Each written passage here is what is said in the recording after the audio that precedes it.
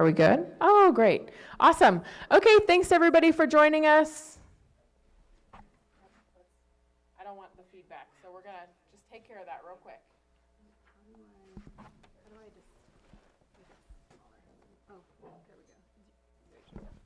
Okay, perfect.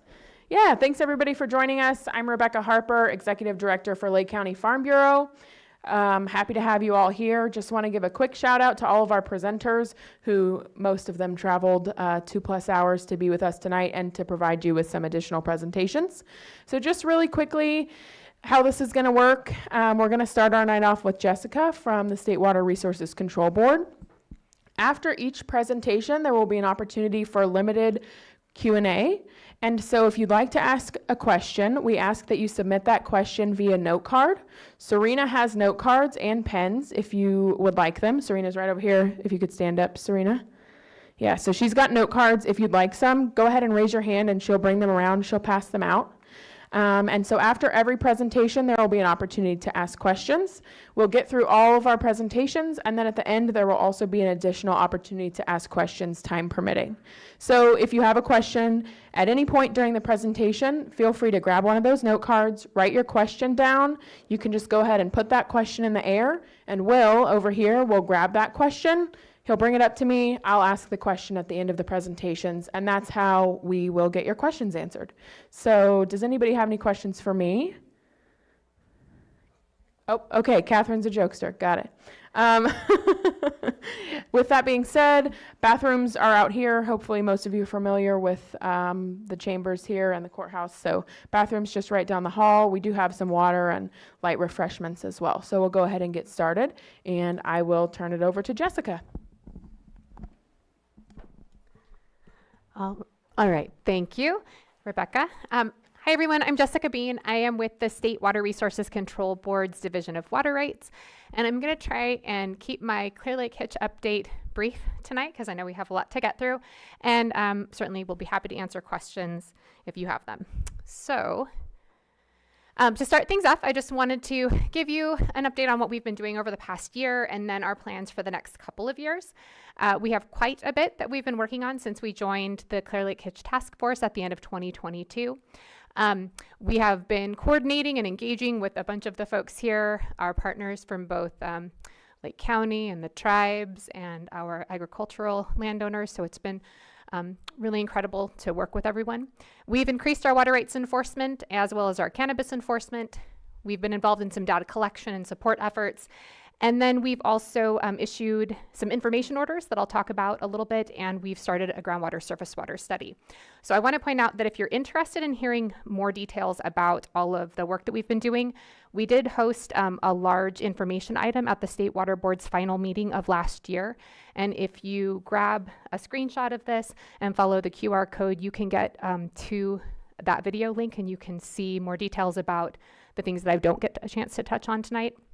Some of the presenters that are here tonight also presented there, but there's some other folks too. So there's quite a bit of information there that may interest you. So again, I'm going to touch briefly on our emergency regulations and then primarily focus on the groundwater surface water study that we have this evening. And I will make these slides available for folks if you would like to have them later. All right, so in 2023, at the end of 2023, the State Water Board adopted an emergency information order regulation for the Clear Lake watershed. And the purpose of that was to gather information to better understand how groundwater pumping and surface water diversions affect creek flows critical for the Clear Lake HITCH. So that emergency regulation was good for 1 year, from January of last year to January of this year. So the regulation is no longer in effect. And we chose not to re-adopt it, or the State Water Board decided not to re-adopt it. And that was because we had really good compliance with the information order. We collected a lot of information. And in fact, some folks have agreed to voluntarily submit additional information for 2025 outside of a requirement. So again, that is no longer in effect. But when we did send information orders out, they went to over 1,800 parcels in the watershed. And it may be a little bit difficult to see in this picture here, but this is a map of the watershed outlined in yellow. If you look at kind of the areas along the creeks, Those are a yellowy color as well. And then there's a hatched area, which is the Big Valley Basin. Those are the areas that we focused the information orders. So while it applied to the entire watershed, we did not give information orders to everyone there. So when we did send out those information orders, we found that quite a few of the folks that received them were domestic water users, or they were dry farming. And so that's where we stopped our communication with them and really focused on folks who were using a lot of water for agricultural and commercial purposes. And those folks submitted information on their groundwater well locations and information, their pumping information from March 1st to July 31st of last year. They submitted information on water use and crop types and frost protection events. And they did that in one of two ways. There were folks that directly reported to the State Water Board, and then there were folks that submitted through the Lake County Farm Bureau. And that was part of an MOU that we worked out where the Farm Bureau was able to provide a little bit of data privacy. And in return, many of the folks that participated in that are helping us with data collection efforts going forward. There was also another group called the Lake County Land Stewards who also provided information, but that was outside of the information order. So I'm pleased to say that we got 90% compliance with the regulation, which is extremely high for a regulation in general. It's particularly high for a regulation that is brand new. And I will say that I really want to thank the Farm Bureau and the Land Stewards, because I think that's why we got such high compliance, as we were working hand in hand with the local agricultural groups, and it really helped us to work with folks and get that information collected. And again, that compliance is part of the reason why we didn't end up needing to readopt the regulation. So I know what you'd like me to say is that I have information for you on what we collected, but unfortunately I don't have that yet because we're still analyzing all of the data. But we're planning to have that hopefully by the middle of the year, at least some initial information and some raw data that we can share with folks. We do want to be transparent about what we are seeing and the information that we've collected and share it with you. But I'll have to come back and do that at another time. So instead, I do want to kind of dive into the groundwater surface water study, because the information is going to be used in that once we are done getting it all together, basically. So the groundwater surface water study that the State Water Board is conducting is trying to answer these 4 questions. We want to understand how, if groundwater levels affect stream flows in Clear Lake. We also want to understand how past or present pumping affects groundwater levels. So when I say past or present, I'm really talking about how did last year's groundwater pumping impact levels, and is that still impacting the stream flows this year? For present, it would be, how does pumping right now impact the stream flows right now? So we're looking at kind of a time scale as well as that geographic distribution. We recognize that there's a lot of issues impacting flows. There's legacy conditions with gravel mining and barriers in the creeks and things like that. So we do want to also understand what else is affecting the groundwater levels and the stream flows. And then finally, how do we address this? And that's probably the big question that we hope to answer through the groundwater study once we have more information and we're able to run some models to do that. Okay, so just to outline our timing on this, we started data collection in 2023, and there was already data collection happening beforehand. So I want to note that we're synthesizing a lot of the information that's already been collected here for years. But there was additional data collection that started in 2023. It's continuing now and will probably go even beyond the 2025 date. We're also analyzing data now, and through next year, our plan is to do some preliminary data sharing, which I'm going to do a little bit tonight, and then develop our model and do outreach in 2026 and 2027, and hopefully have a final model and results for you in 2027. And then at that point, once that is all completed, we can consider management actions that could include potential regulatory next steps, but it could also include a lot of other things like actions and activities that could occur on the local level or voluntary actions as well. Okay, so as I mentioned, in the study, we're collecting information. So just noting what kind of information do we have already that we can use in that study. We have well locations and groundwater pumping use data from the information order. We also have surface water diversion and use data from water right holders. So anyone who diverts surface water has to report annually to the State Water Board, and we do have the information from those reports. We are using the seasonal and monthly groundwater level data that the county has been taking for many, many years, as well as information from the GSA and our tribal partners. And then we're also, we have stream flow data, which is great. We need to understand how that works. It's all over the place though. Some of the creeks, like Kelsey Creek, has a long history of stream flow data, which is great. Some of the creeks just started getting monitored last year or maybe a few years ago. And so that's something that we want to continue to do and look for funding to do as well, so that we can see what the interactions are there. Okay, so I want to talk a little bit about my very preliminary data sharing. I want to stress that this is very, very preliminary because we don't have a model yet. That's something, we're still in the beginning stages of this study, so please note that. I also want to call out the beautiful picture on this slide, which I completely stole from Angela's presentation. She's going to show it to you later. You will ooh and ah at hers and not at mine because I blatantly took it, but I think it's a beautiful picture, and so I am using it. All right, so what may be happening? I'm going to step back briefly for those of you who are who need a little groundwater surface water 101. This might be helpful. So how does groundwater interact with streams?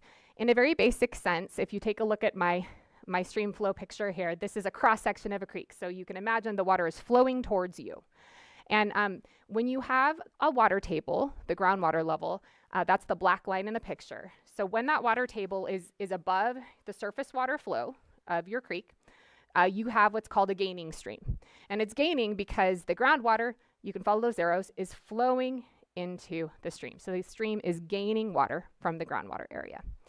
Conversely, if that water table is lower than the surface of the flow, it's called a losing stream because the stream will lose water to the groundwater area. And if that, if the water table gets so low that it's way below the creek line there, you get what's called a disconnected stream. And I show you all of these because I'm going to talk about gaining and losing streams, and it's something you'll hear about a lot when we talk through surface water and groundwater interactions. But this is something that happens, all of these scenarios happen in Clear Lake creeks all the time and every year. So in the spring, like we're in right now, when the water tables are very high because there's a lot of water, groundwater levels tend to be at their highest. You have a lot of water coming in up in the foothills, let's say, and as your river travels down into the basin, it's collecting water as it goes, and it's getting bigger and bigger and bigger. And so I have an image here from Adobe Creek in February of 2023, when it was a gaining stream. So it's gaining it's gaining water from precipitation, it's gaining water from tributary creeks coming in, and it's also likely gaining water from the groundwater, like that first picture that I showed you. At some point, that changes. And we now switch from having a gaining stream to a losing stream. And what that looks like is if you were to go back up into the foothills again, you would likely have water flowing, particularly in your bigger creeks. But as you follow that river down, instead of gaining water as it goes, it starts getting less and less. And then you might have a completely dry creek or close to it, like you can see in the Sigler Creek picture from May of the same year. And so that would be your losing creek. And so when that switch occurs from gaining to losing depends on the groundwater level, right? Because if you figure it's up when it's high and as it's getting lower, depending on what's happening, it can control if you have a gaining or losing creek. And again, this is a natural process. We would expect to see this happening. We should be seeing it every year. We're not trying to maintain high levels of flows all year round because that's not a natural process. But there's a question of when that switch should happen. And if it's actually happening sooner than it should. So this is what we're looking at, and we want to identify why that switch is happening sooner, if it is. So just looking at these very, very preliminary results again, and kind of taking a look at some of the streamflow data we have. Some of you may have seen this image before. We've talked about it at the CLIS earlier this year, and then at our info item we did as well. But if you take a look at the map, and I apologize, I don't think I can point it. Oh, I can. Here we go. Okay, so here we have Kelsey Creek. Up here in the foothills is the blue USGS stream gauge, and then you follow it down. Here's your DWR red gauge down in the basin. So the water is going from blue to red. And in the graph here, the blue line indicates the measurement of the flow at the blue upper stream gauge, and the red is the lower stream gauge. And basically what this is showing you is the difference between a gaining and a losing stream. So when there is more water downstream and less water upstream, it's gaining, and that's what you can see here. So the red line is higher than the blue line from about, April to the beginning of May. And I have that with a little green gaining box there. And then right around the 1st of May, the switch happens. And now your upstream gauge has more water, and there's less water in the red line below at your lower stream gauge. So that's a losing stream right there. So you can see that switch happening. But what's important to notice is that in 2024, even though it turns into a losing stream, there's still a lot of water, relatively a lot of water, in Kelsey Creek, all the way pretty much through the end of June. So there's quite a bit of water that's in there. And we see this in the spring in most years. In even an average year, we would see something similar to this. Maybe the magnitude of water might be a little bit lower, but we generally see this. And it was very similar in 2023, the year before, when we saw that switch happen. Things get a little bit different when we have drought conditions. And so I'd like you to take a look at the 2015 graph first. 2015 was a drought year. And as you can see here, this is basically covering the same thing. Your blue and red lines mean the same thing.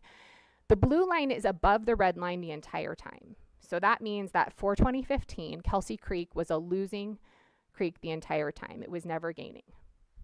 Now, again, if you take a look at the red line, there was some water in Kelsey Creek until the end of May. So that's earlier, but there's still water there. I also want to point out that if you talk about that magnitude, if you look at the flow in 2015, you had, 20 CFS in there. And if we go back really quickly here, we had a maximum flow of 250 CFS. So when I talk about the flow being differently, you can see that there as well. But a few things to note about 2015, looking at some of the groundwater levels, they were not super high, but they weren't super low either. They were about moderate groundwater levels. Again, we would expect them to be at their highest for the year in March. The lake level based on, I'm sure most of you are familiar with the gauge on the lake, but the lake was at a moderate level too, 4.5 feet. And as I said, the downstream, it dried up about May 30th. And in terms of HITCH, that's probably the best we could expect for a drought year. Again, it's not fantastic, but there's water in the creek, and hopefully the HITCH can get in and spawn and get out. 2022 is an entirely different story. Also a drought year, but what we know is that the groundwater levels were very low in March. The lake level was below 1 foot. And if you take a look at the 2022 graph, also losing the entire time, but there was virtually no flow in the lower end of Kelsey Creek unless there was a storm. And so you can see the red, there's a little bit of red peak, then dry, a little bit of red, dry, a storm, and it comes down. And really the point there is that this would not have been a successful spawning season because the HITCH could not use the creek. And even if they could get in that little window there, they couldn't spawn and rear and get out in time. And so again, this is the information that we're looking at, and the scale matters, and trying to figure out how this applies to the various creeks, not just Kelsey Creek. We just happen to have a lot of information there, not just the Big Valley area. We have a lot of information for Big Valley, more so than other areas, but we are looking at Upper Lake and other parts of the lake and other creeks as well, too. So I mentioned that we have information, but we need more information. And so this is kind of a request that I'm putting out today. We are already working with a bunch of people, and I want to thank both Rebecca and Will here because they've connected us with a bunch of landowners who are letting us use their wells to do some work and monitoring and also stream gauging. So we are looking for continuous groundwater level monitoring. I mentioned that we have monthly and seasonal data. You can see here, this is from Lake County at one of the wells near Adobe Creek. Each of those little dark blue dots on there is one of the data points. And then if we overlay the data that we have from the Big Valley EPA for a similar well nearby, you can see there's a lot that happens in between those monthly groundwater levels. And those are the types of things that we need to look at for the model to make sure that we can understand what's happening when maybe groundwater pumping is occurring and when there's stream flows that are going down as well. So if you have a well you're interested in letting us put some equipment into, we have lots of equipment and we'd be happy to have somebody come out and do that. We're also looking to do aquifer pump tests, and those are a little bit harder to explain, but they're like a 2-week process, and we need access to wells that are not being currently used. We need a well to pump, and then we need wells to monitor. So if folks are interested, if you have wells that are not being used and you'd let us pump those to get some subsurface information so we can understand how water travels underneath the area, we'd be very obliged for that. And then I mentioned that we are doing ongoing stream flow measurements. We're not necessarily looking for more of those right now, but we could in the future depending on how much equipment we get. And so that's another thing that we need to continue doing. And with that, I'm going to wrap things up. This is our email address, phone number, website for more information. If you do want to reach out to me directly, I've also included my personal email on there if you have other questions. Great. So with that being said, if anybody has any questions for Jessica, now would be the time to put your note card in the air. Otherwise, we will move on to our next presenter. So does anybody have any questions for Jessica? And again, if you think of something, there will be a brief opportunity at the end of the presentations to ask questions as well. Great. Well, thank you, Jessica. And we will go ahead and move on to Daniela Santana with Habemetel Pomo of Upper Lake.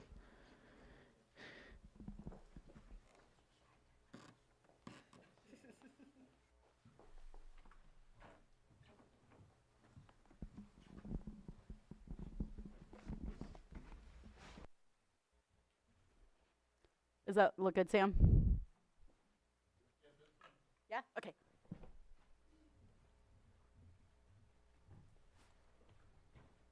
Good evening, everyone. My goal is to be faster than Jessica, but I won't talk fast. I just want to be more thorough. My presentation is going to be a lot of pictures. Rebecca asked me to kind of explain the work that Habemetel does, but also with how we work with other organizations, specifically other tribes, and also Tribal Eco Restoration Alliance in doing process-based restoration. So a little overview of this. I did do a more detailed presentation at the State Water Resources Control Board meeting, so it's also on that recording. But I'm going to be going over some riparian and wetland restoration work that we've been doing. Explain briefly Good Fire and what that does for the HITCH and their habitat, and then also discuss some of the invasive species management that we've been conducting. Okay, so here's some nice little pictures of the HITCH, and this is what we hope the creeks would look like.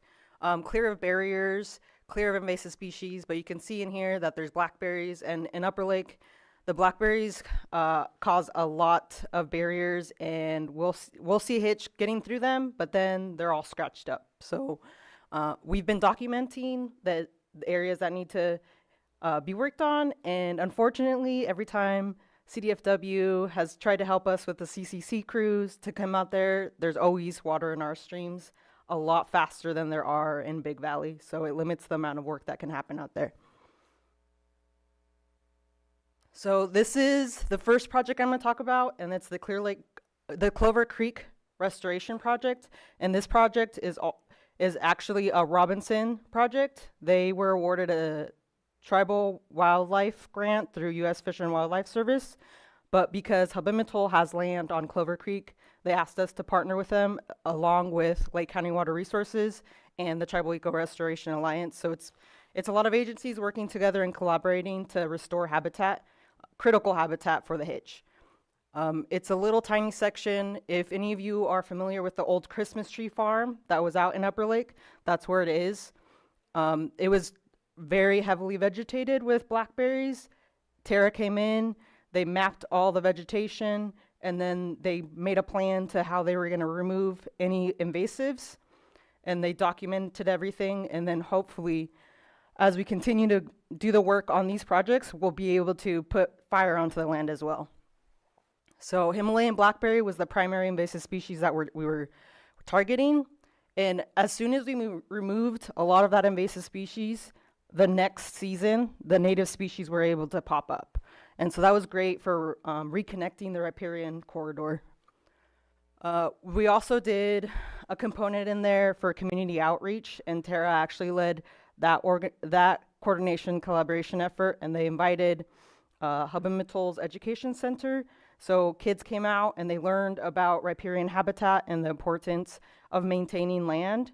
And so the Tribal Eco Restoration Alliance had little stations set up so the students can replant oak trees with acorns, and then there was 2 other species that they replanted, so they got to see all of the work be done. And Clover Creek, we always see HITCH in there, and this is also a section of creek that we monitor for observations, and we also have some equipment in there for our tagging study project. And then these are just some pictures. So this is Clover Creek fall 2023, and then winter 2023, and then on the bottom is November 2024, before it started raining, before that huge event came in. This was, I think, maybe 2 weeks prior to that. So there's no water. There was no water there. And then these are some more. So on the top, we have spring 2023, and then it's showing what it looks like in November 2024.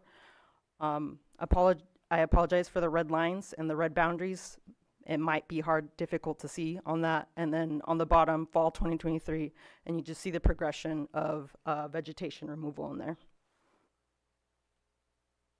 And then here's, this was done this season with the Tribal Eco Restoration Alliance in Lake County. This is next to the Clover diversion structure.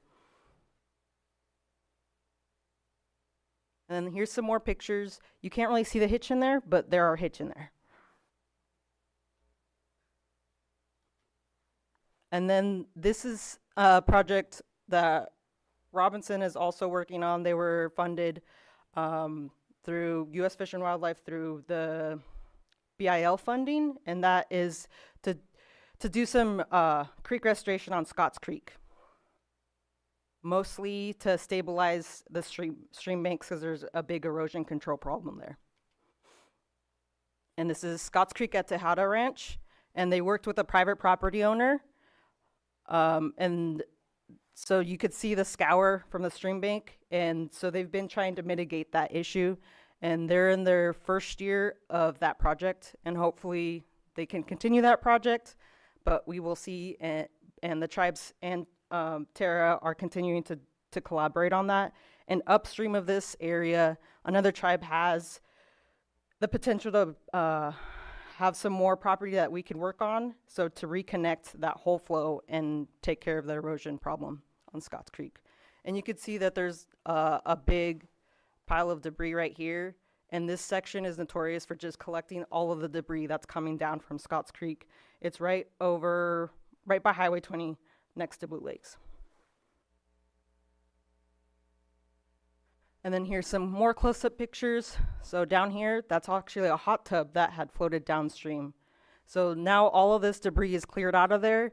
I haven't gone too recently. I went 3 weeks ago, and there's no more debris piles there, but I don't know with this storm event if the debris continue to pile up. But this is one of the biggest issues that happens on Scotts Creek, is the debris pile up. And then also on parts of Middle Creek, this happens.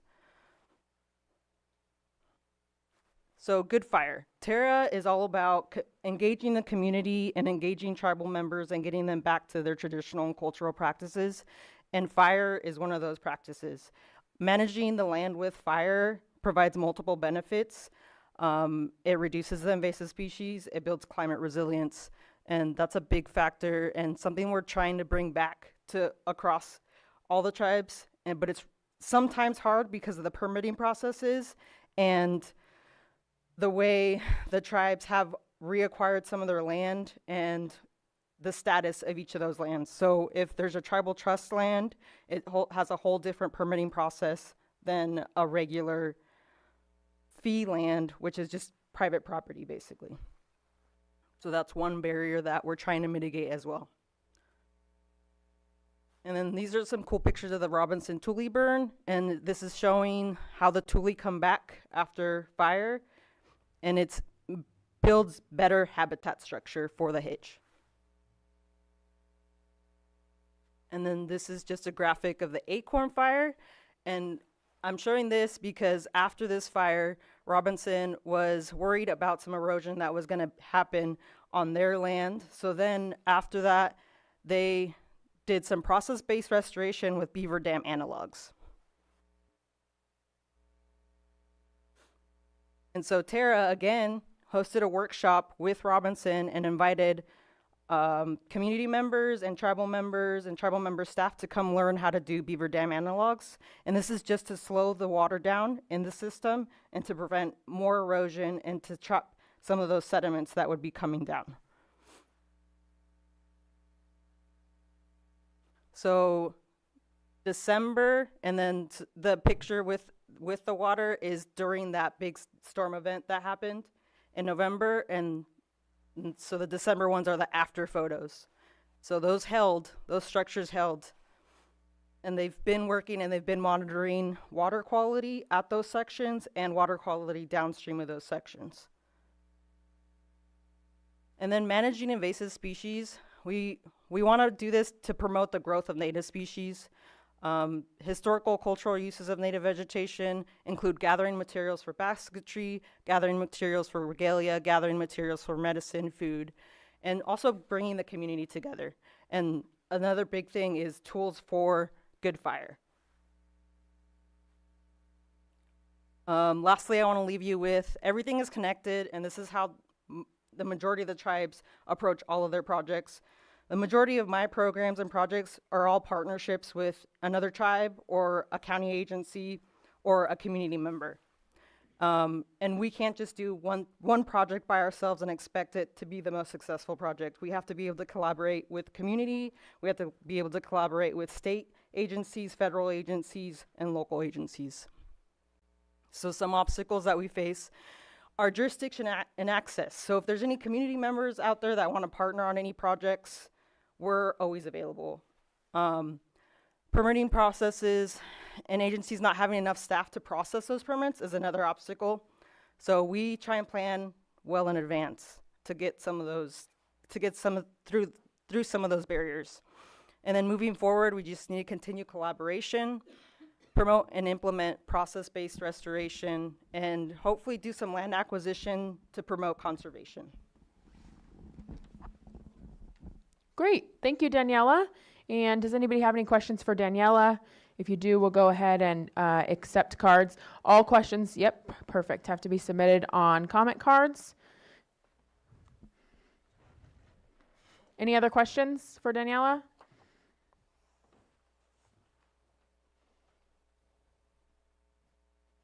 Okay, so the question is there an opportunity to work with trust land that has been given to universities where we can culturally burn and clear waterways? I would assume so. I would just have to get in contact with those people. Great. Any other questions for Daniela? Thank you, Daniela. And we're going to go ahead and move to Felipe LaLuz with California Department of Fish and Wildlife. Just as an aside, Daniela and Luis have both been wonderful with partnering with Farm Bureau on events, outreach events, and community collaboration. So we've really enjoyed working with them, and I appreciate Daniela coming over to give that presentation. So we'll go ahead and move to Felipe. All right, thank you, Rebecca. Just want to express my gratitude to the Farm Bureau and Lake County Land Stewards and the community here in general. I'm really thrilled that there's some faces I don't recognize. I don't get to come out to Lake County too often, but every time I'm up here, I'm really impressed by how activated the community is. My name is Felipe LaLuz. I'm a senior environmental scientist based out of Sacramento, where Ben is kind of our boots on the ground. I handle some of the more of the communication and coordination, and I heard lots of cats. So I'm going to talk about the conservation strategy, which is one of the bigger projects that we're undertaking, as well as the in-stream flow study, which kind of dovetails into the State Water Resources Control Board surface groundwater study. And then I'm going to talk about some stream bed maintenance and permitting. Daniela talked a lot about barriers and removal, and I want to just provide you all with some information on what you can do without a permit and when you would need a permit. Rebecca had also asked me to talk about funding. Unfortunately, we are in a pretty tough budget year across the board. There are still opportunities. Just one caveat is we can't fund private individuals or businesses. We can fund NGOs or local governments just in general. So if you all have a project that you're thinking of, say you have like a barrier or some sort of removal, reach out to us and we'll try and get you plugged into a group that can, pass the funding through. So don't, if you have ideas, I want to hear them. So the conservation strategy, first of all, just some history. It's been in the works for a long time, and I know some people in this room have put a lot of effort into it. Unfortunately, it's changed hands quite a number of times. And with different authors, you get different priorities, different structures, different writing styles, different sources of information. The May 2024 draft we reviewed, and unfortunately the department was unwilling to sign it. It still needed a lot more work. We recommended major revisions and are working with partners to enact those revisions. It's a community document, and that's really challenging to really get everybody on board. We want this document to be the guiding document going forward, and that's very tough. There's a lot of nuance and a lot of jurisdictions, a lot of different priorities, and so it's very hard to get everybody on the same page with this sort of planning document. However, for it to be this sort of seminal foundation, we need to improve the structure of it. There are also two processes to consider in this. There's a state recovery plan, which CDFW, which my department is working on, a guidance document for developing recovery plans. We're expecting that document to come out this year for public input. But in the background, we want this conservation strategy to be able to fill that role when that role is needed. So we don't want to have to start over again once we get our state recovery plan guidance finalized. There's also the federal recovery plan. If Clear Lake HITCH gets federally listed, currently they're only listed by the state, we want the conservation strategy to be able to serve as the federal recovery plan also, again, so we don't need to restart the process if they do get listed federally. So I provided some information up here. These slides I will happy to share with anybody. So we have identified some issues with the draft that's currently on the county website, largely with organization and readability. There's a lot of great information in there. It's just very difficult to follow through. So what we want the conservation strategy to be, we want anybody to be able to pick it up and read it and say, oh, this is what they're doing and why they're doing it. It currently lacks that level of detail and organization, as well as a logical reading order. There's information spread throughout the document and recommendations spread throughout. We want to have a better structure so it's more easy to navigate. And we feel that this is going to improve transparency and the usability of this document. So this kind of Venn diagram on the right is kind of when I first started working on HITCH, this is how I looked at it. There's all these overlapping, interacting factors or threats that impact the population: harmful algal blooms, habitat, competition, predation, invasive species, connectivity, water, and all of them overlap and interact in complex ways. So we want to structure the document to identify each of these threats and take a systematic approach to address each of them. There's also missing sections that we still need to write. A big part is the continued collaboration section. So we want to develop a section that really outlines and specifies how we interact with local government, with the Watershed Protection District, with Public Works, and how we get that information to the public, as well as how state and federal agencies interact with each other. We want to develop criteria or performance measures. You know, it's great to say, like, restore wetlands, but we want targets to work towards. You know, that's a scientific process where, you know, you do something, you measure it, and then you reassess. As well as a timeline for update, reviewing, and reporting out. So most of the authors have agreed to a 5-year review period. It doesn't state that anywhere in the current draft. So that sort of interaction, that sort of structure is something that we want to build into it. And we need a transparent and structured process to complete and update it.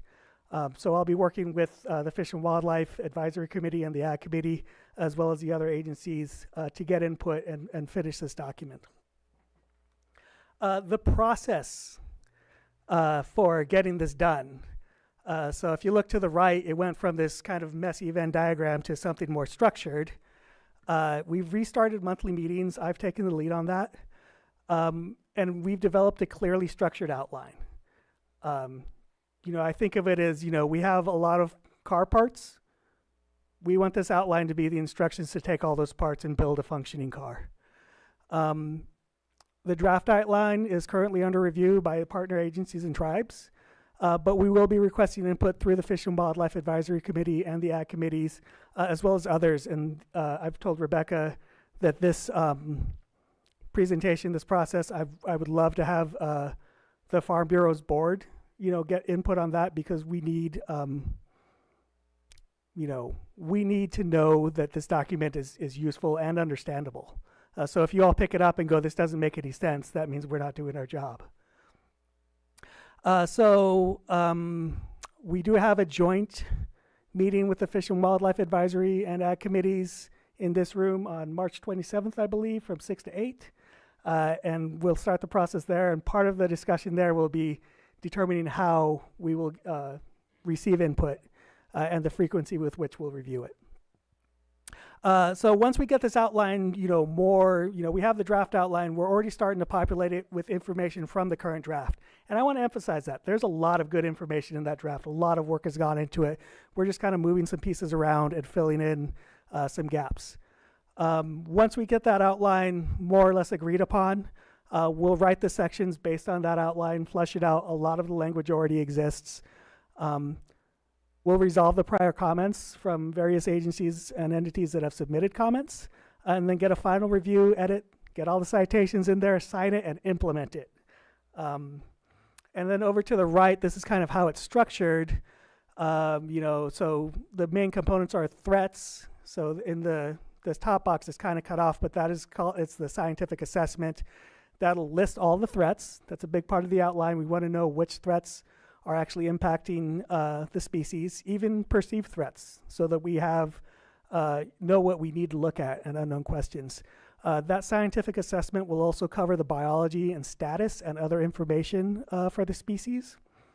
And then we'll switch down into this next section, the recovery strategy, which will be made up of goals. So a goal is to really speak to a direct threat. For example, if a threat is predation, the goal would be either to better understand how predation affects the population, or to mitigate or prevent the predation from impacting. The goals will be general, and they need to be general so that they can be flexible, because we need to adjust as we move. Beneath each goal will be a series of objectives, and this is a condition needed to achieve that goal, and these are going to be adaptable. So, for example, predation, thinking of common carp. Common carp are known to prey on eggs of hitch and larvae. So that would be the goal, would be to assess the impacts, assess and mitigate the impacts of common carp. The objective would be to either measure that impact or reduce that impact through, for example, the carp management effort that Robinson Rancheria is leading. And then finally, down into the implementation strategy, these are the specific actions. So carp management program is very general. Specifically would be the plan to enact that carp management action, as well as criteria or performance measures that we want to achieve. And then there's that arrow going back to the goal, which is once you've done something, you want to stop and take a look and say, have we achieved this goal? So this is just a scientific process. It's iterative, and this will be on this sort of 5-year timeline where we'll be able to come back and say, like, this is the progress we've made, report out, and reassess from there. We might be able to check off some goals. There might be new goals and subsequent objectives and actions. I know that was a lot, but feel free to write down those questions. I do want to hear from you all. I'm transitioning now to an in-stream flow study. So we have an in-stream flow unit within the department. They are undergoing an in-stream flow study to determine minimum flows, to characterize the stream flow and habitat relationships for Clear Lake hitch. So basically identifying where minimum flows needed in certain areas. This is building on the 2D hydrodynamic model that Big Valley Rancheria developed, which is on their website. and we're expanding it to the broader watershed. We're focusing on Middle Creek, Scotts Creek, Manning Creek, Adobe Creek, Kelsey Creek, and Coal Creek, just based on their importance as HITCH habitat and the availability of data.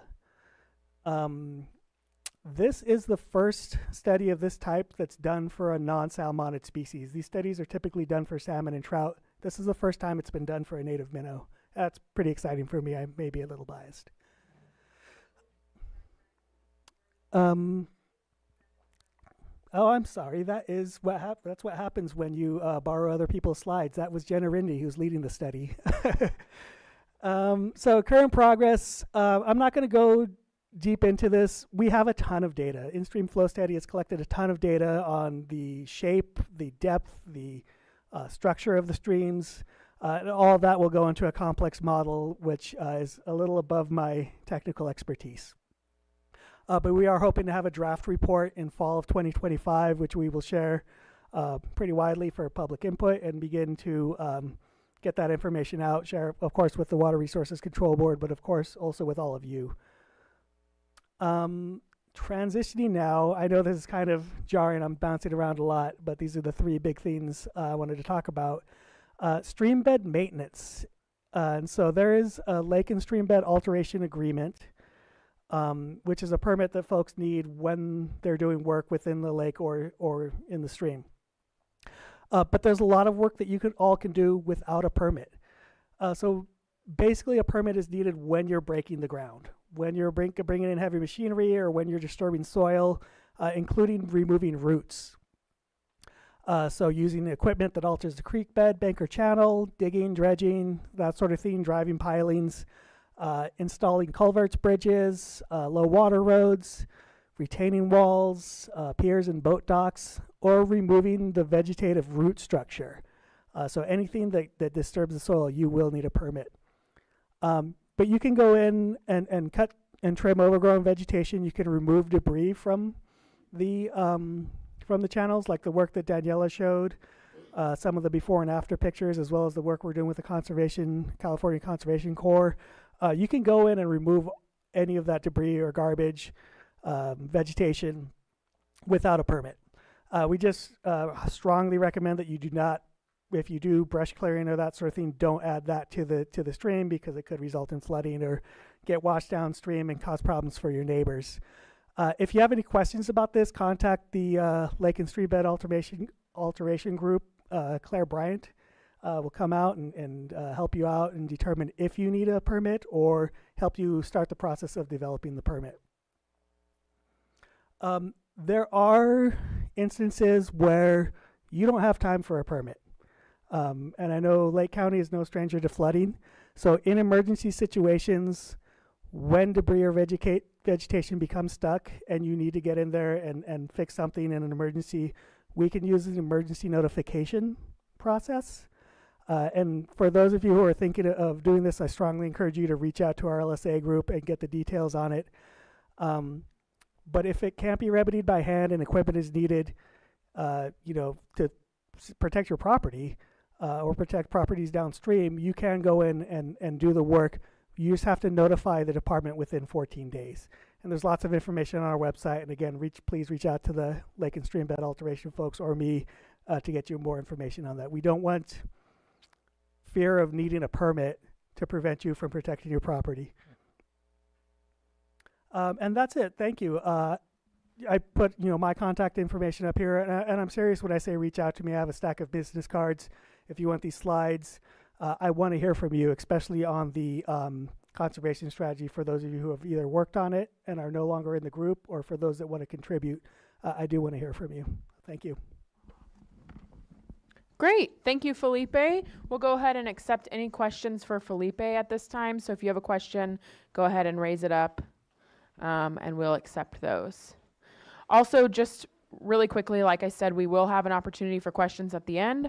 Also, I know we have a couple of folks on Zoom, so if you are on Zoom, I dropped it in the chat, but if you have any questions, feel free to enter those into the chat, and we'll get those read at the end for our Q&A as well.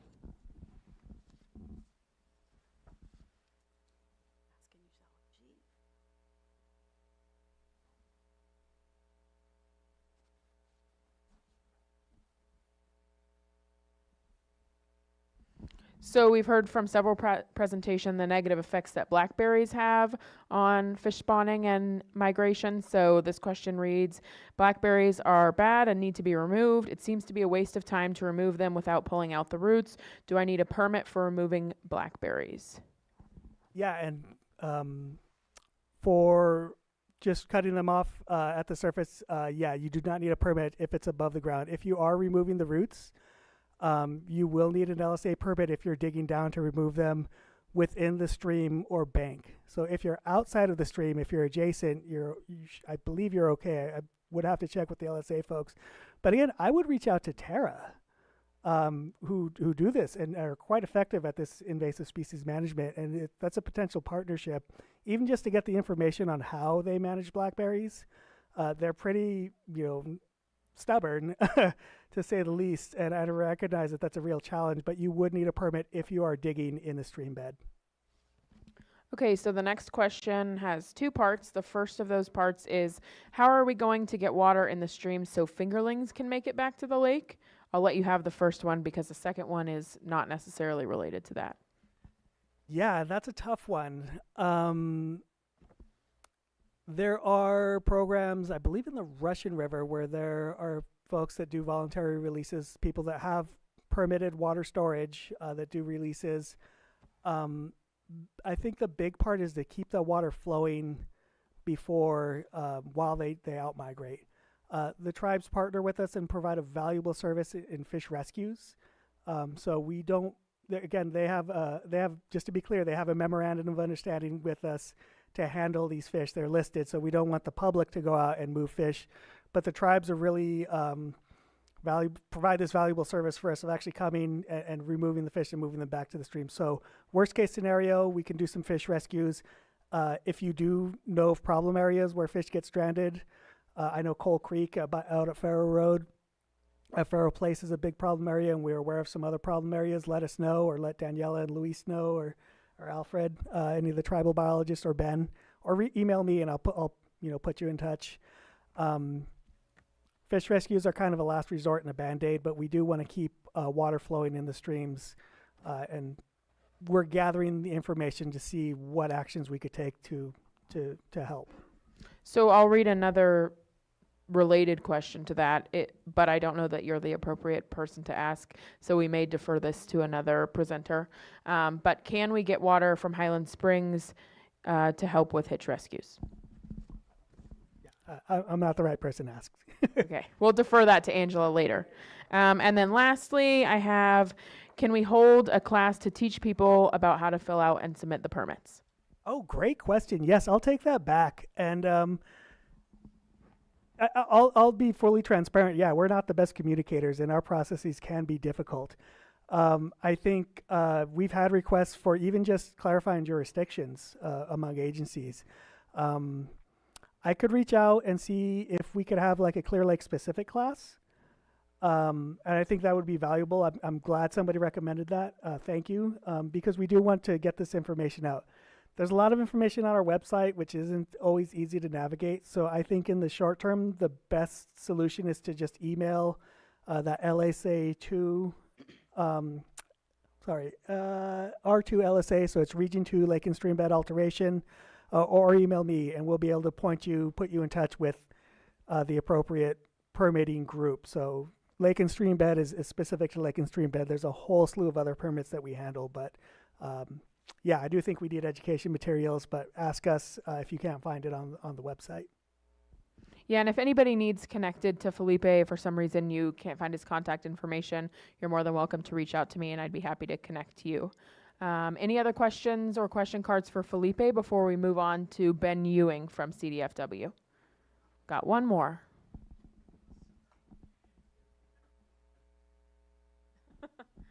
Yeah, watch your handwriting. If it's illegible, I'll throw it out.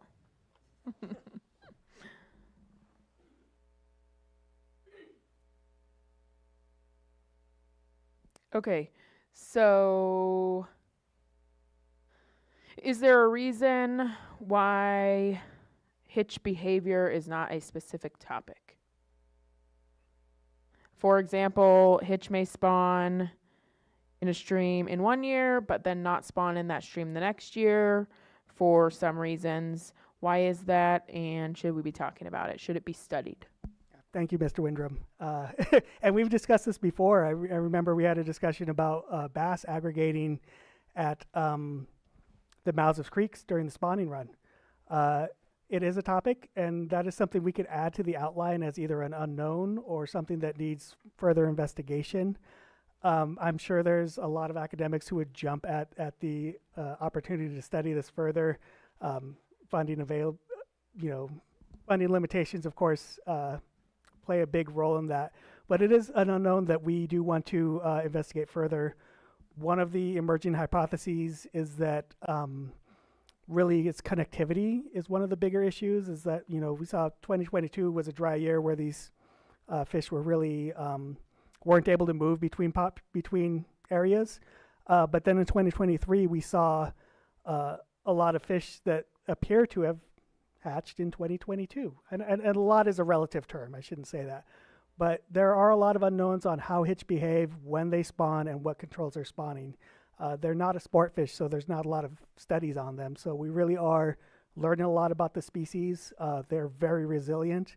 And kind of that's one of the reasons why we're so concerned, is that they're such a resilient species. To see their populations decline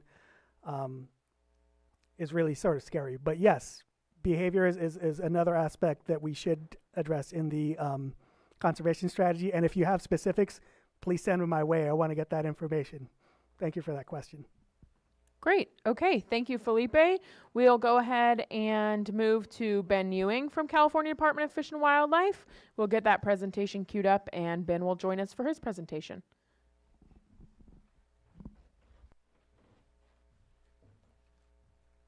There you go. Just like click, click.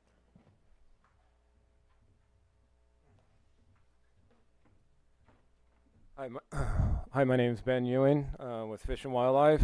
Thanks for having me.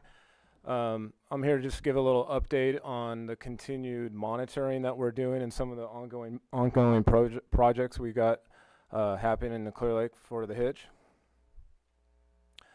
Currently, we have CDFW does three different surveys to try to get an idea of what's going on with the hitch population.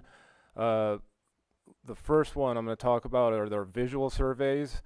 We have 21 sites across the Big Valley tributaries on 7 tributaries: Magaslou, Adobe Creek, Coal Creek, Manning Creek, Kelsey Creek, Hill Creek, and Thompson Creek.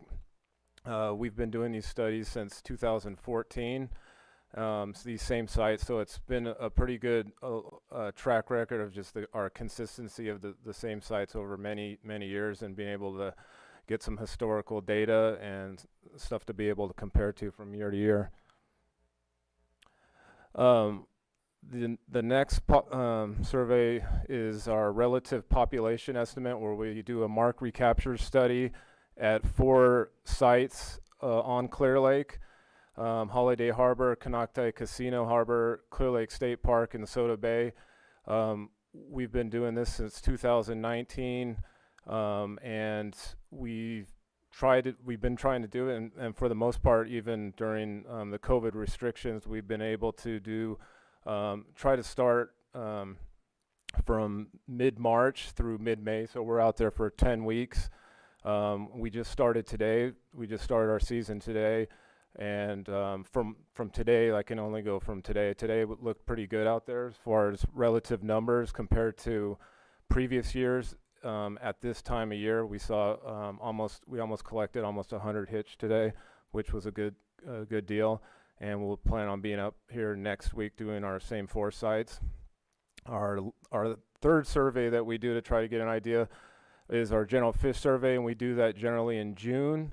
We have 18 random spots, the same 18 spots, and those are randomly all over the lake itself. And in that survey, we collect all fish, not just hitch, but pretty much every fish except like bait fish like silver sides and threadfin shad. But that's a good survey because we collect lengths and weights of all the different types of fish species out there, and it's a good idea to see how the hitch population is doing relative to all the other fish that are in Clear Lake. The most recent results from our visual surveys, it's been up and down obviously, but last year it was down from our record number in 2023. Again, like Felipe touched on it a little earlier, we're still trying to figure out a little bit more why, because there was still lots of water in the creeks, but maybe finding some more information on maybe these hitch aren't obligatory spawners every year, because they're spawning somewhere. And last year there was no shortage. It wasn't the record year, but there was still a lot of water in the creeks, and I was expecting a little bit more. We did get almost the same amount of hitch collected in our in-lake surveys, so I'm wondering if some of these hitch don't have to go in every year to spawn, and with the high water year that we're having, there might be the conditions were pretty good to be able to get some spawning off in the lake itself. These are the results from last year's. The total number of hitch collected, we were almost on par from the record number we collected in 2023, and it was unfortunate. I think we almost would have got more last year. We only were able to sample 9 weeks out of 10 due to there was a large bass tournament going on in the middle of the week, which usually doesn't happen. So out of respect, we didn't want confrontations and stuff. There was boats. It was a big tournament, so we passed up that week. So, but we almost collected almost 1,000 total out of the 9-week survey last year. Here are the results from our general fish survey from 2015 and then our 2023. A lot more fish numbers total and different species collected in 2015 compared to 2023.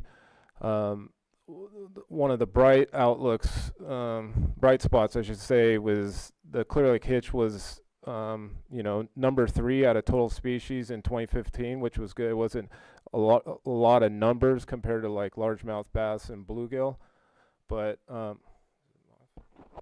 and then in 2023 it was the second most collected fish species, so that was good. Today I would say the hitch, just off today it was probably the greatest number of single species today, I think, collected. There was a lot. It was looking pretty good, but the conditions on the lake were a little bit tougher today. It would have been if it was real windy and turbid. So we'll keep going out there, and again, we're planning on doing our general fish survey again this year and be able to compare it. And but you can sort of see how how the hitch is stacking up to the other species total. Some of the future projects we got going on is we're still assessing water diversions, the stream flow parameters, and groundwater parameters. We're also working on, and it was touched on a little bit earlier, about our common carp and goldfish reduction, which will aid in in-lake spawning for hitch, especially during seasons where the tributaries may not have enough water for the hitch to go up in. So I believe it's critical for these hitch to be able to get some in-lake spawning to keep them going. One thing I wanted to add too was that we are still continuing. It was touched on a little bit earlier with the seas work. The department is still working with the CCC crews to continue to do vegetation removal in the creeks. And again, if anyone knows any heavy, thick vegetation going through properties, please reach out to me. I could put you guys in contact with. We can put it on a list and maybe get it added to the list for the CCCs to be able to come out and help clear a lot of vegetation.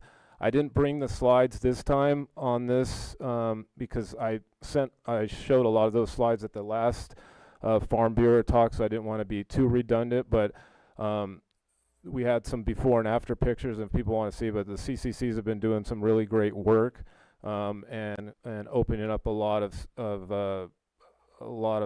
passage issues that were really difficult for the hitch. So recommendations, we're still trying to monitor the relative abundance. You know, that'll be ongoing because we have to keep a pulse on, you know, what's going on out there. Trying to reduce the amount of illegal water diversions on hitch spawning tributaries. You know, educate the public of the importance of hitch as an indicator species for a local community and ecosystem. You know, what's good for the hitch is going to be great for the lake and the watershed, I believe it's. And so if we take care of the hitch, and we bring that hitch back, it's going to be a really good thing for everybody. Preserve and restore the hitch rearing habitat around Clear Lake.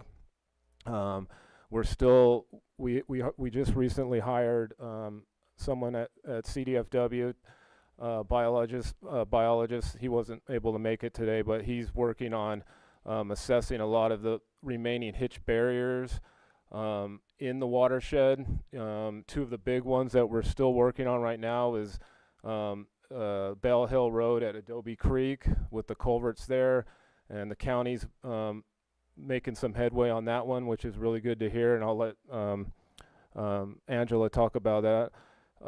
And the Kelsey Creek, this picture right here, the Kelsey Creek Main Street Bridge is a big one that we're still working on. And we're going to continue to work with Robinson Tribe, who is the lead on reducing carp and goldfish.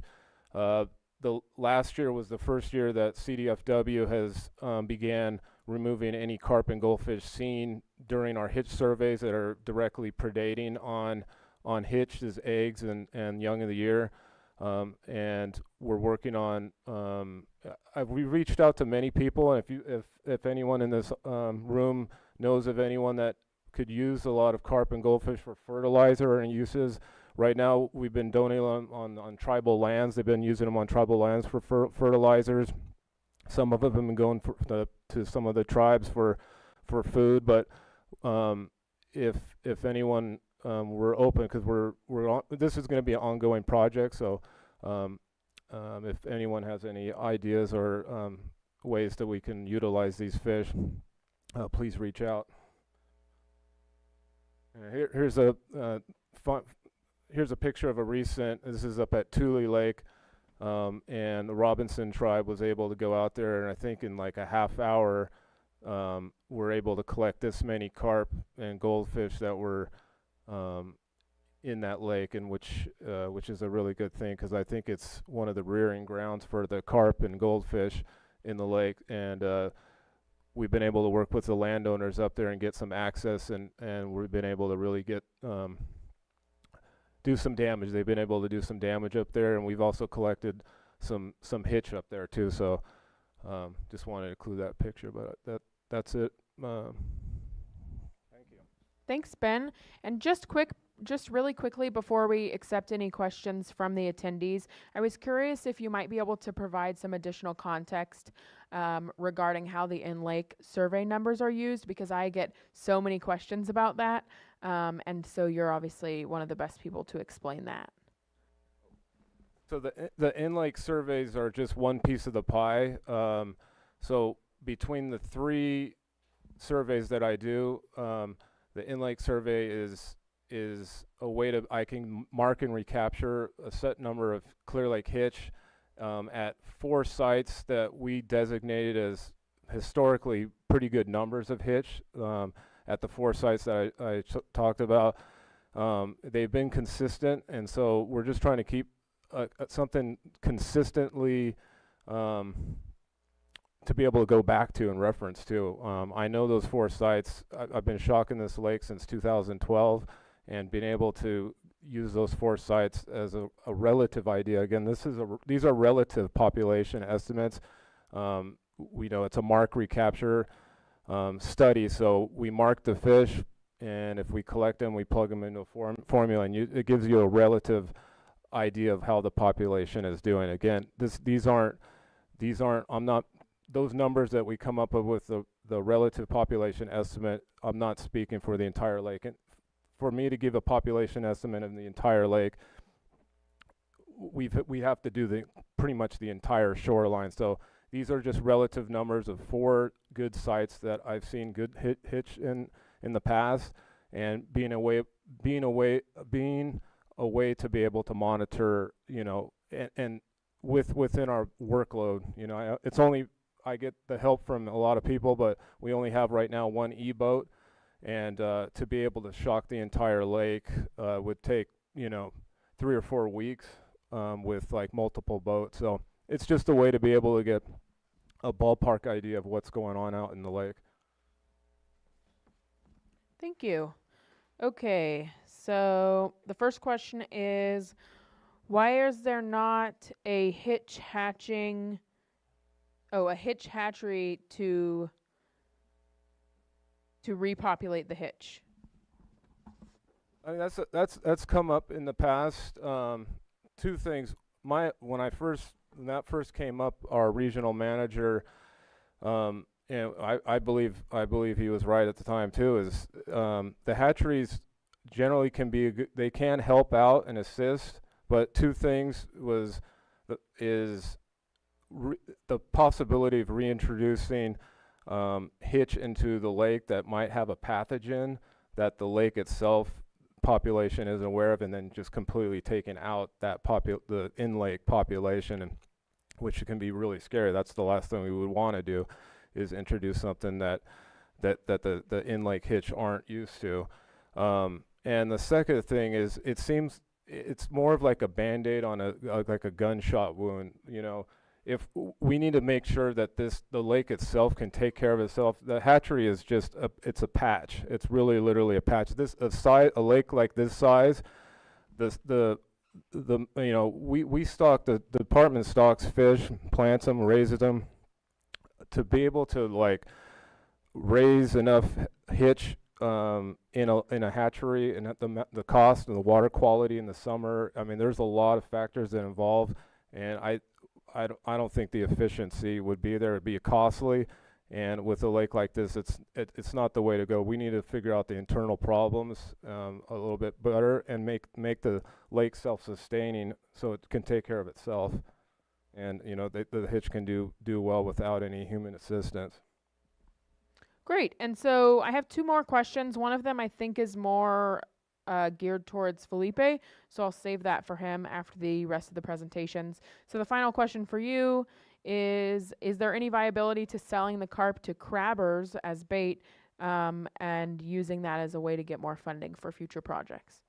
Yeah, I've reached out to Crabbing Network. I've reached out to a lot of people, and with the cat and dog foods, but I have not got any feedback. But that's just saying I personally haven't. But if anyone else, I know the crabbing. I don't know how good the carp would be used for crab bait. I'm not saying it's going to be good or bad, but if people want to use it, please reach out to us. And if you know people that would use it for crab bait, I don't have a problem. I don't think anyone helping us assist collecting these carp and goldfish would have any problem donating them, because right now they're just being used as fertilizer on the tribal lands, and which is great. But if there's more ways for people to utilize them in the community, because I think we're building up an infrastructure to get more carp and goldfish collected. So being able to, there might be some big numbers coming this way.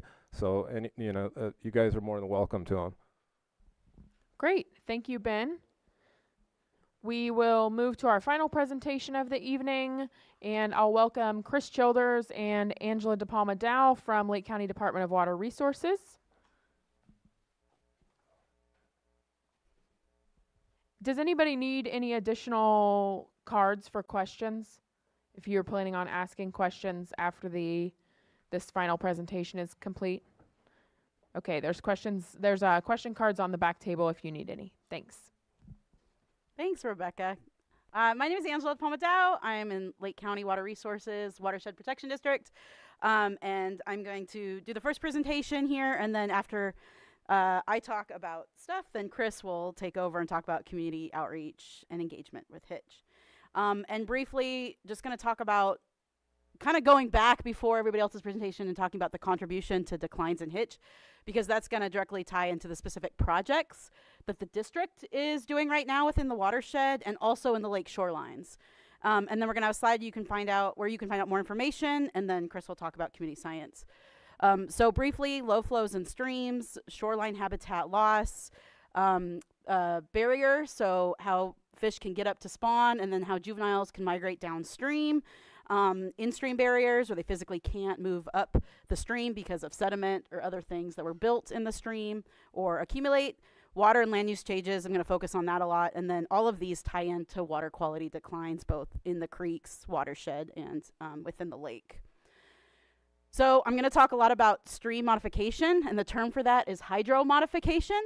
And hydromodified creeks, this was a fun thing that everybody loved to do in the turn of the last century, right? If we could build it, let's do it. Why even question why we would not do that?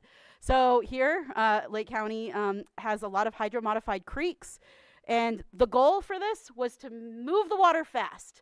Let's get the water off the streets, off the land, and move it as fast as possible. We're going to convey it as fast as possible down the straight, hardened channel. We also make more space for us to build things. So this is kind of the goal for hydromodified channels. This is a cool pamphlet I found in our office upstairs. This is Adobe Creek Channel. Does anybody know where this is? Anybody? Yeah? The bottom right photo, do you know where that is? Has anybody seen Adobe Creek look like that? Not in a long time, right? So the length of Adobe Creek Channel is 2.4 miles. This is in the Big Valley Basin. The average depth is about 7 feet when they modified it. The average width is 60 feet. 60 feet! That's a lot of water. Where is Adobe Creek 60 feet wide? It's average, too. So that means there's some parts that are, what, like 100 feet wide? Adobe Creek, you drive over it on Soda Bay Road, and it's, like, tiny. So they excavated 136,000 cubic yards, and then the design capacity was able to move 1325 cubic feet per second, which is a lot for a little Adobe Creek. So this is what Adobe Creek looked like when they modified it. So this is not an image from Lake County. This is actually from the Leolit River in British Columbia, but this is from a great publication that shows a non-hydromodified channel on the left and a hydromodified channel on the right. So we're talking about stream straightening here, which directly contributes to loss of habitat and flows. So creeks, much like here in Lake County, originally meander. Look at this meander. Woo, this S shape, woo, going around. Lots of space. Look at all that groundwater recharge, right? You get a lot of water in here. There's deposits of sediment, and the creek moves, goes around it. Vegetation can grow in. The creek can move, grow around that. And then you have these little connected floodplains and areas that accumulate a lot of water. It can recharge and then create floodplains and rich wetland areas for fish and other habitat. However, meanders have been systematically cut off. So the channels have been straightened right here on the right. You can see that with the thought, again, to improve the flow, reduce flooding, so we can get the water to move as fast as possible off the landscape. Also, so we can have all the space here for things like development, settlements, ag, other land uses. What actually happened on the long term is you get all this material that comes down the river from the uplands and has no place to go. There's no meander for it to collect, so it'll just drop along the creek, fill in, and then you have flooding off of the channel. You also don't have as much space for groundwater recharge. So compared to the left image, look at all that surface area of water. As it's going, it slows down around the curves and sinks into the ground. We don't have that here in this channel. Again, the goal is to move the water as fast as possible off the land, so you're not giving it time to sink in. You remove a lot of habitat, especially if you harden the shorelines, like that last photo of Adobe Creek. There's not fun places for HITCH to want to hang out there on the side of those creeks. And then as the sediment accumulates, you add a lot of additional flood risk because it's going to fill in and the water's just going to go over the sides. And one thing, you might be asking yourself, well, yeah, you have to maintain that channel. You got to remove all the sediment. Okay, we're Lake County. We don't make enough money to do that. So that is not a realistic goal for all of the creeks that we have at this point in time, and hasn't been for the last basically 30 years, 20, 30 years. Jessica talked a little bit about she talked a lot actually about how we have less rain during certain time periods, which means low flows. So both low flows as far as low velocity, but also low to the ground. It's actually shallow. And here you have a photo or a video of some hitch. They're going to spawn. They're going to go up and they're going to do their business. They're going to spawn. And you guys know how it is here in, April. We get water and then we get really hot days and it's going to dry out. So they're going to spawn in a couple days. A lot of those eggs are going to be out there exposed on the dry bed and they're not going to survive. The hitch don't know that. They're doing their thing. So this is really important too, is just we're trying to get the water, or the system was built to move the water as fast as possible off the land, so we have less water in the system combined with less rain. So we're still going to see fish in the systems when there's water, but we're not going to see that success in the recruitment of the juveniles or the egg hatch.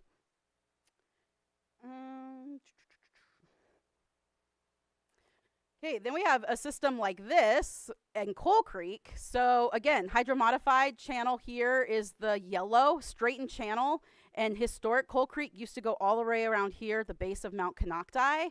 Look how much water they get. Big Valley, you guys might be a little jealous. They're getting all this extra water that sits there until June. And guess what? What time there's water like that, there's hitch. Those hitch flopping all in there. Right now, the property owners are out there. It's flooded, and they're as soon as the hitch come up, they're going to be going everywhere that there's water. Imagine like this straight little channel. How did all of this water go down that channel? It doesn't, right? So a project or area like this has a lot of significant issues that all started with some hydromodification and a straightening of a channel that is very undersized for what it needs to accommodate. Not to mention the flood impact and the accessibility for that community to be able to get to their homes and get out to the roads to get to what they need to do. In-stream barriers, so this is another thing that several of the presenters talked about. This is an old map, it's not outdated, but the Water Board and CDFW is working on updating hitch barrier mapping and then prioritizing them, right? Because we can't do all the projects all at once, so we have to prioritize the most high-impact fish passage barriers to address. There's certain ones like Kelsey Creek Main Street Bridge. This is a county weir that was installed to protect the Main Street Bridge, which is really important to that community, and it is a big barrier. Hitch are not going to be able to get over this flow or the fish ladder that is installed there. Adobe Creek at Bell Hill, I'll have another slide about this, but this is basically a full cement bridge with some culverts, and so the flow is really strong through these culverts, and the fish can't really get up the upstream to spawn.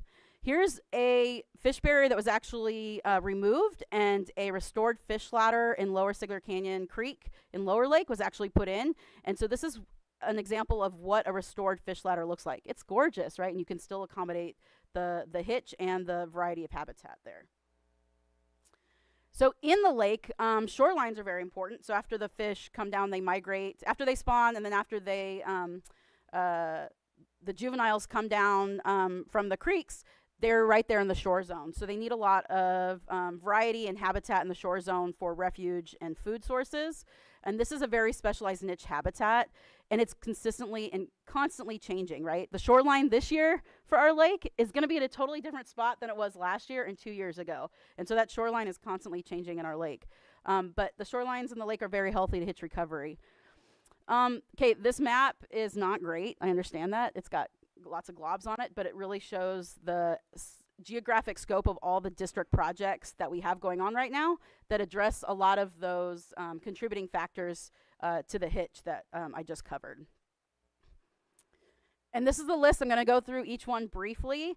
I have a cross-section of Clover Creek down here, the engineering designs, the as-built, because engineering is essential to 90% of all the projects we do, and it is one of the barriers. To be able to get good engineers and good engineering and hydrology for these projects is one of the barriers, and why it takes so long to get stuff done.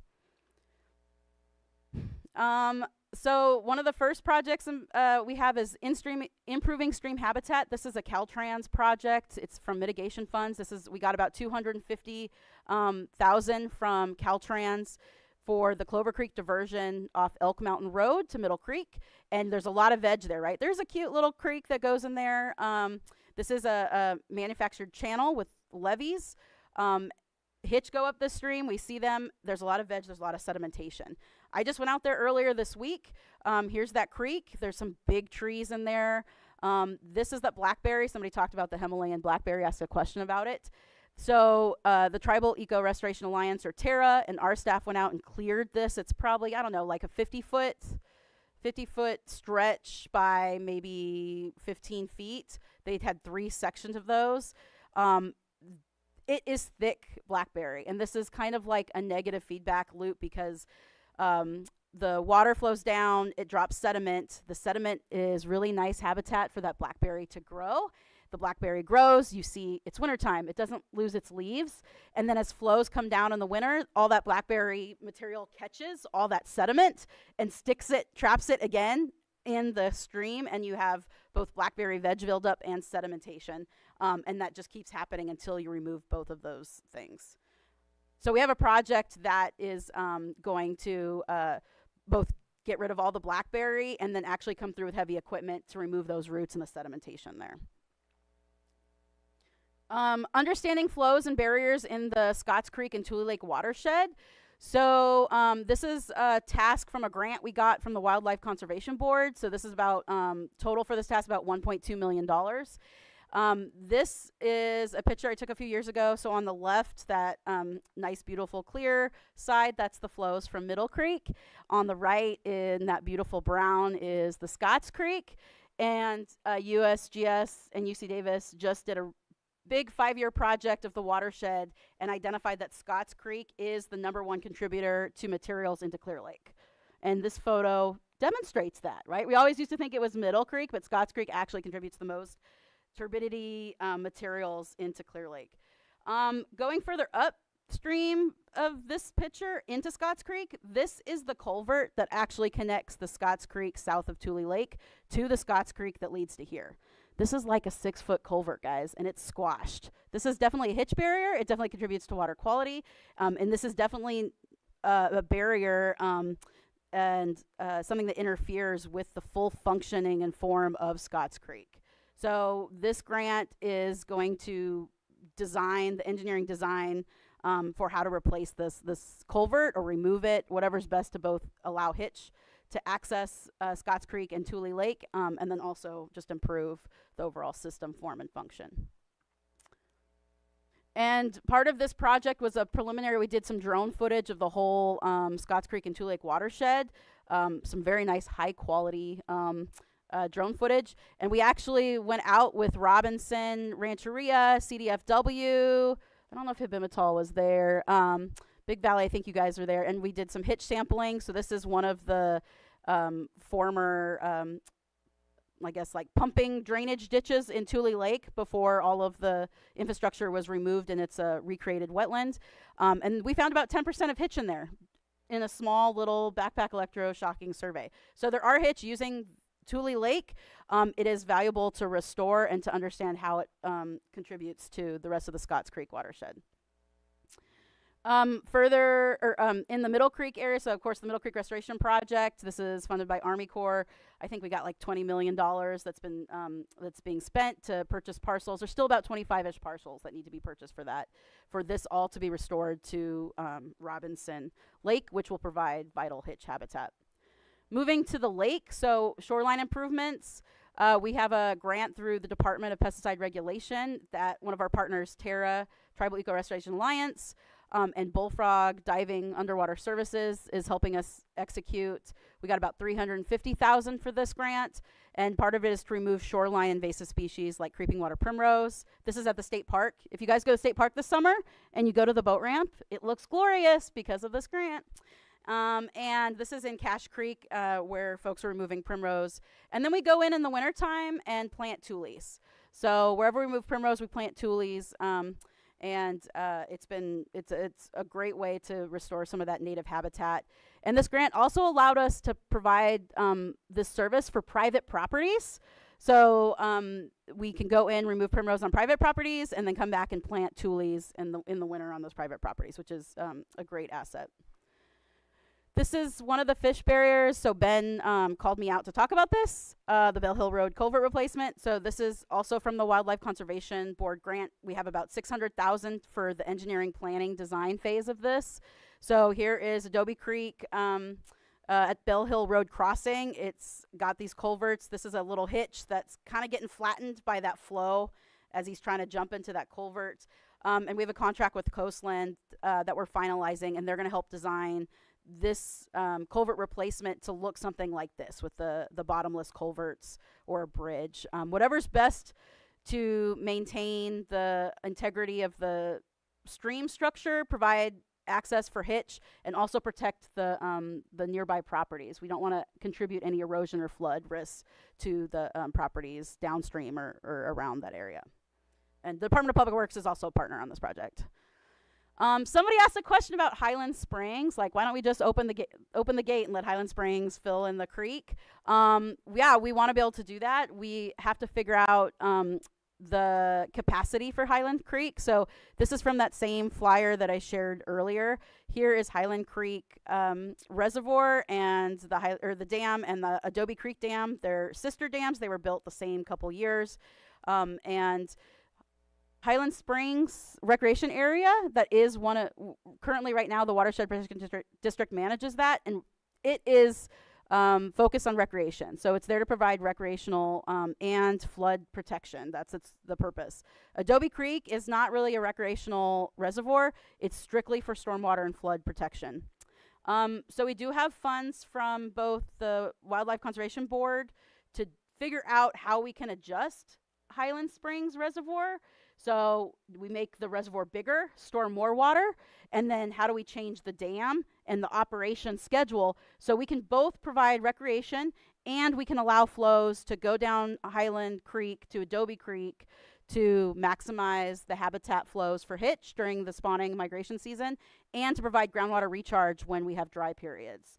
If we drained it right now when it needed for hitch flows and then throughout the summer for groundwater recharge, it would go dry. We need to figure out how we can have enough water stored there so that won't happen. Also, people always ask us, just open the gate on Adobe Creek and let that drain out. Once the water in Adobe Creek gets really low, like a couple inches after the dam, and you open Adobe Creek Dam, you have like 11 days before it drains. And it doesn't go all the way to the lake, and it actually causes more pooling and stranding. We did a test for that a couple years ago. Oh, I will say, what did I say? Okay, so it's almost $1 million we have from the Wildlife Conservation Board and Mike Thompson to do update feasibility studies and get engineering designs together to figure out how we can upgrade both of those reservoirs to provide that water storage capability for the Big Valley Basin area and to provide those in-stream flows for hitch. This is what downstream looked like before those reservoirs were in place. So anybody that says, well, let's just break down the reservoir. Okay, maybe, but then you're going to have this problem. And maybe Adobe Creek Reservoir, this is my personal opinion and doesn't reflect that of the county, but maybe Adobe Creek Reservoir maybe could be taken down or modified severely, but we don't know. That's why we're getting money to do a feasibility study and figure that out. So this is also, these were such huge engineering projects that any engineering designs, water rights, environmental, we have tribal partners that are going to be with us for the planning stage of these projects from the beginning to the very end throughout the completion. This is Highland Creek Dam on the top, and this is Adobe Creek Reservoir on the bottom. These were huge, huge engineering projects, and so they deserve a lot of effort, time to do any modifications for those structures and that infrastructure. So this is Coal Creek Planning and Restoration. This is a project we've just started in the last year. And we have started the Coal Creek Advisory Collaborative with partners from Fish and Wildlife, U.S. Fish and Wildlife Service, Big Valley, EPA, and a lot of the private property owners. And also the state park is a partner on there too. And it's for about roughly 1.5 miles in Coal Creek, where there's a lot of sediment buildup. And we're applying for grants to do the restoration plan design, both to remove the short-term sediment removal that's in there, replace some culverts, and then do a long-term restoration plan. So what else can we do? Well, I talked some about natural shorelines, but there's some areas on the lake or streams where we can't really change the shorelines, right? We can't really get rid of some of this existing structure. So we did an assessment in 2021, 2022 to figure out where on the lake there are shorelines that are natural shorelines that are providing a great habitat currently, and areas in the lake where there's shorelines that could be improved.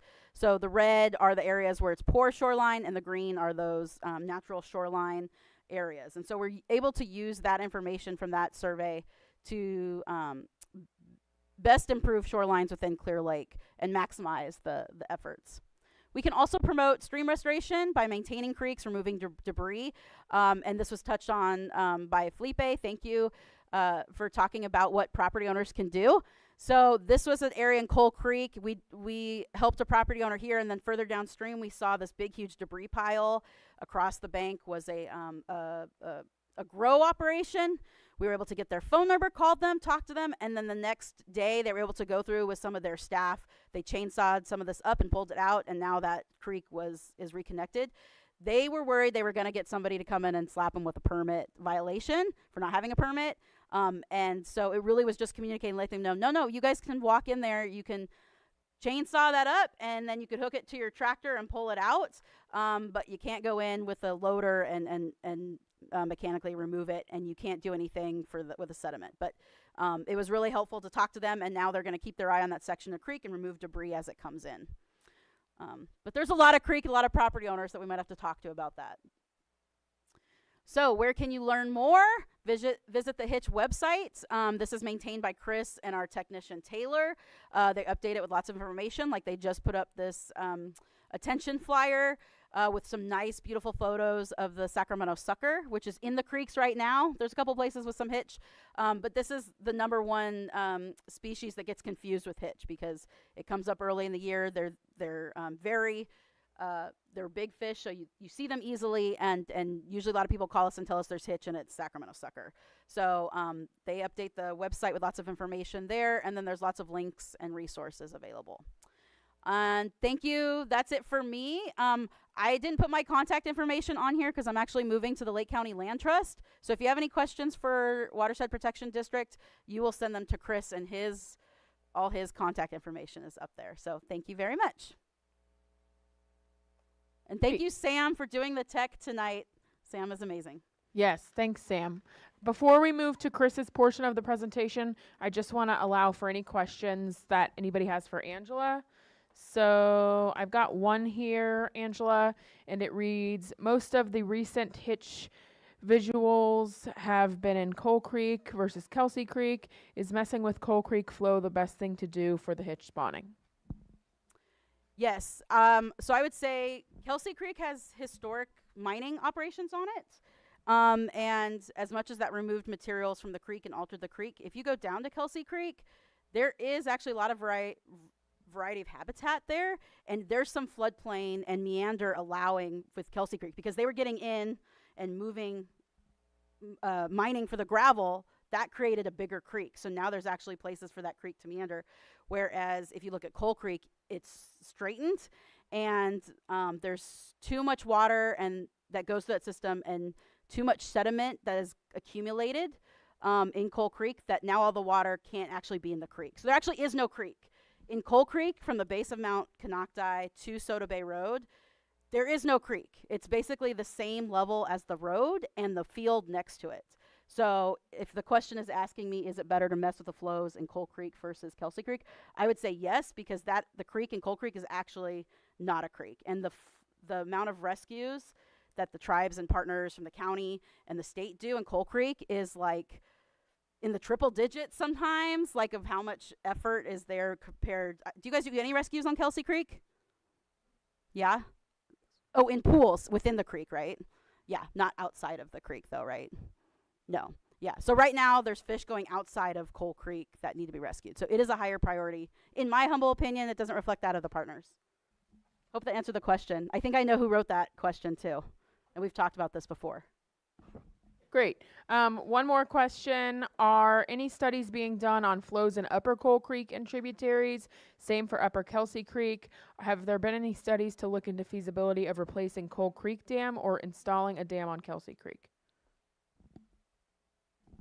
So the question is just, has there been studies on those? Yes. And is there, maybe reason to pursue studies if there haven't been any? So the Coal Creek Advisory Collaborative does have a focus on the entire Coal Creek sub-watershed. The district is just focusing on the area, the 1.5 mile between Soda Bay and the base of Mount Konocti, because the multi-benefit, the impact to flood and infrastructure and the amount of HITCH rescues that are done in that area is all focused in that area. So that's what, as the district, that's what we're charged with kind of focusing on and allocating resources to. But the other partners on the Coal Creek Advisory Collaborative, we're all focused on the whole watershed. We actually assigned reaches, and it goes all the way up to the upper watershed for Coal Creek. So it's not out of our focus. There have not been studies that I'm aware of outside of the flow study that CDFW is doing. I think Coal Creek was included in the 6. I don't know how high up it goes in the watershed. But yeah. And then the study for Kelsey Creek, I don't know so Kelsey Creek is interesting because the fish ladder, the Main Street fish ladder currently restricts hitch passage. So it's kind of like we have to deal with the fish passage downstream, and then we can look about studying upstream. But we would love studies on everything. Great. Any other questions for Angela? Perfect. Just want to thank Angela. She's been helping today with queuing presentations and a few of the other administrative tasks. So thank you, Angela. And we will move to our final presentation from Chris Childers, also with the Lake County Department of Water Resources.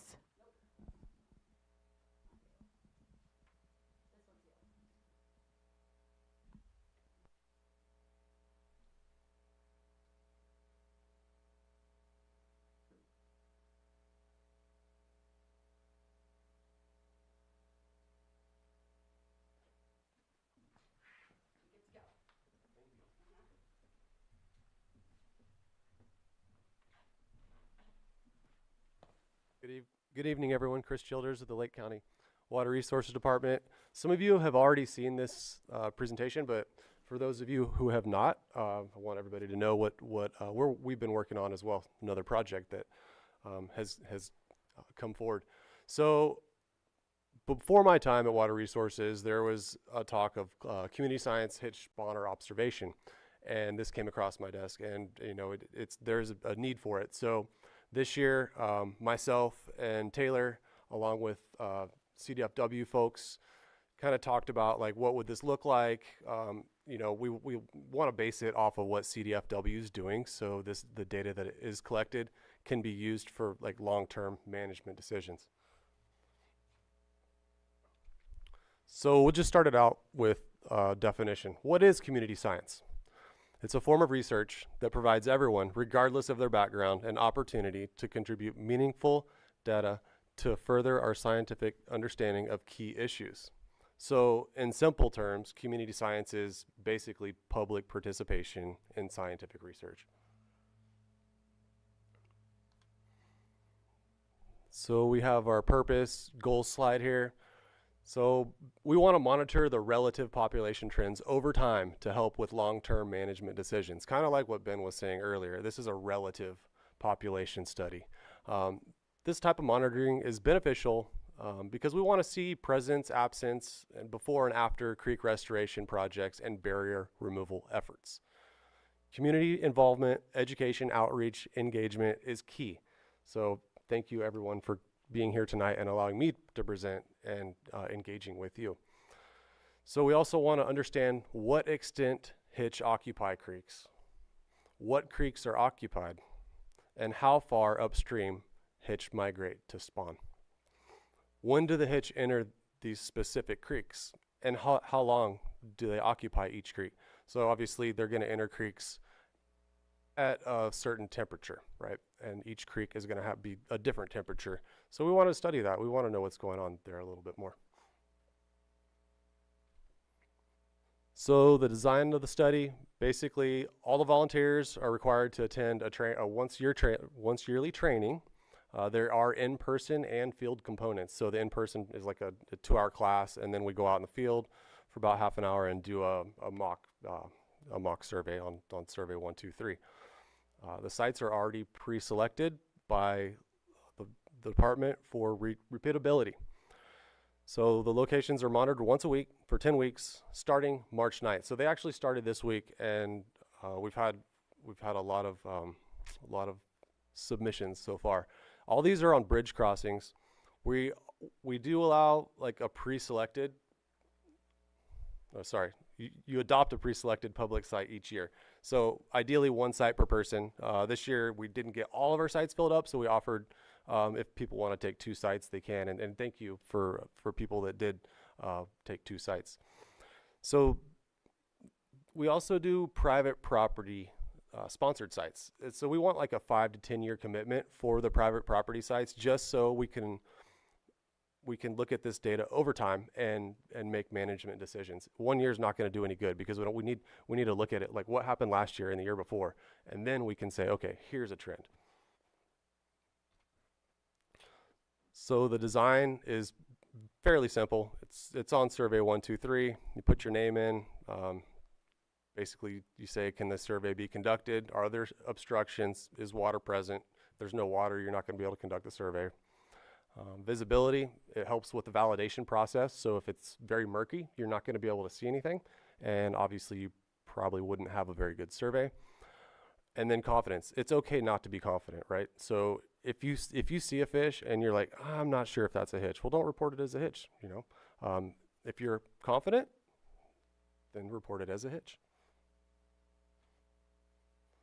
So we have like a little bit of survey validation. I talked about this a little bit, but we'll go into it. So if the site conditions are not ideal, then the survey would not be conducted, and a reason would be listed. For example, the creek would be dry or too turbid, or there's some kind of bloom, whether it be cyanobacteria bloom, floating vegetation, right? So you can see all these pictures here, and on the right-hand side, these are all scenarios where a survey would not be conducted. We got a zola, we have duckweed, cyano bloom, turbidity, and a dry creek. Water visibility, we just talked about that. It reduces your ability to positively ID fish species. And then your confidence, how confident are you? Also, this data is randomly selected for quality control purposes. So we'll double check in the field if we get a report of there's 500 fish or 1,000 hitch somewhere. As long as it's not on private property, we're going to go take a look at it. Also, with that, we're going to look at some of these sites that, just randomly, right? And take a look and just make sure the data that's coming in is correct. So here are our 33 sites. As you can see, all the black dots on the map, the sites are all over the lake. So Big Valley is covered by CDFW very well, and also Big Valley Rancheria, so Alfred over there. And we decided to do a bunch of other sites, like especially in Lower Lake and Upper Lake. Upper Lake is covered also by Hub-Emmental and Robinson.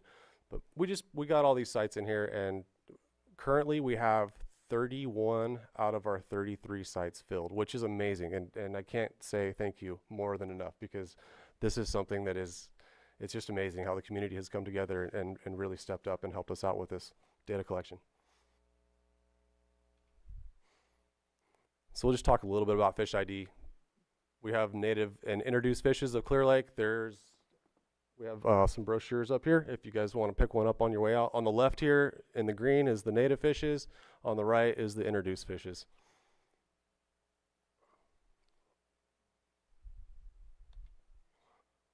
Quickly, we'll talk about fish ID. So this is a Sacramento sucker.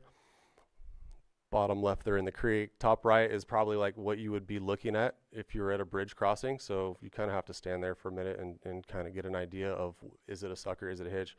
Suckers are pretty easy to identify when they're in the creeks, because they have these spawning stripes, as you can see in the bottom right there. They have a dark stripe down their side, and then also their fins on their pelvic fin it's very large, and it is very like white or like bright color. So that's a very easily identifiable or identifiable aspect for those fish.